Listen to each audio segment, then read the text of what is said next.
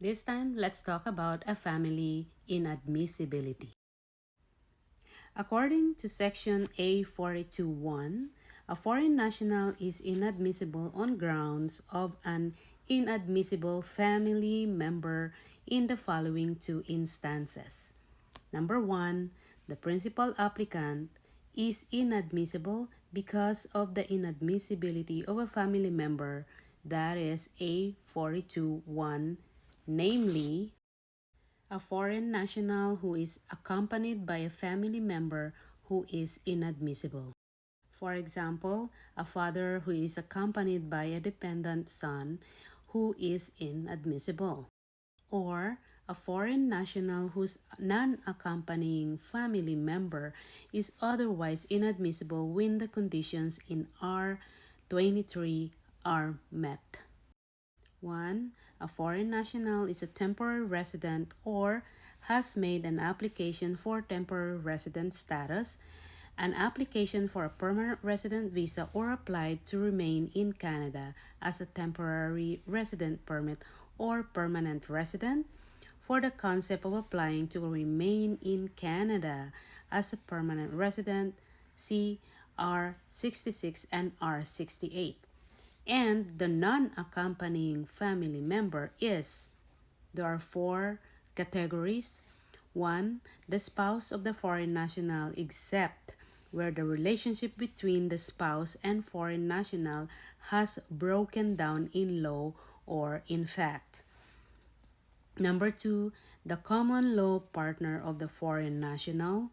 Number 3, a dependent child of the foreign national, and either the foreign national or a non-accompanying family member of the foreign national has custody of that child or is empowered to act on behalf of the child by virtue of a court order or written agreement or by operation of law.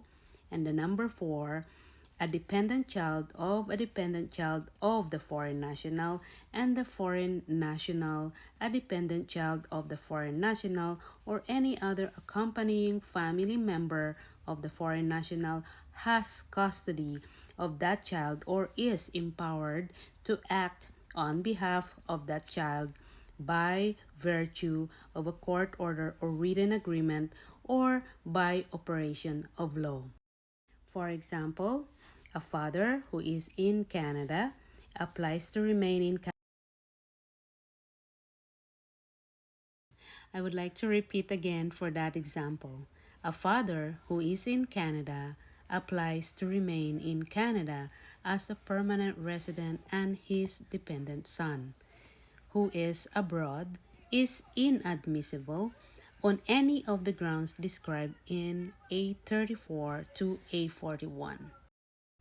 Listen to the exemption in Section A42(2)(a) stipulates that a foreign national referred to in subsection 1 who is a temporary resident or who has made an application for temporary resident status or an application to remain in Canada as a temporary resident is only inadmissible on grounds of an inadmissible family member if their accompanying or non-accompanying family member is inadmissible pursuant to A34, A35, and or A37.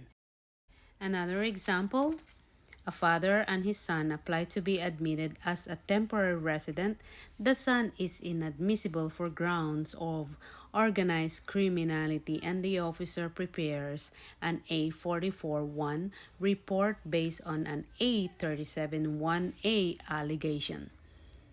The officer prepares a separate A44(1) report regarding the father on the grounds of family inadmissibility under A42(1)(a). The minister's delegate refers to the son's report for an admissibility hearing.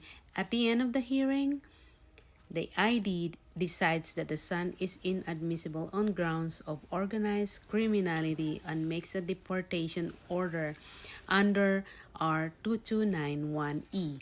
Once the removal order has been made against the son, the minister's delegate can issue the same type of deportation order against the father. That is under R 2881E. So that's the family inadmissibility. Ibig sabihin po, if your family member is inadmissible, if you are the principal applicant, hindi po kayo exempted, pati kayo hindi po ma-approvean or ma-extend yung inyong permanent residency sa Canada. And that can actually a trigger for you to be deported. Please share, like, and subscribe to my YouTube account and TikTok and also my Facebook account, CanadianImmigrationSpecialist.org, or sa Facebook ko po, Norilyn Oligo Sarma. Again, I hope you enjoyed the information I have provided you about family inadmissibility. If you have any questions, please feel free to message me on my information below. I will definitely paste here, and we'll go from there. Have a great day, everyone. Bye-bye.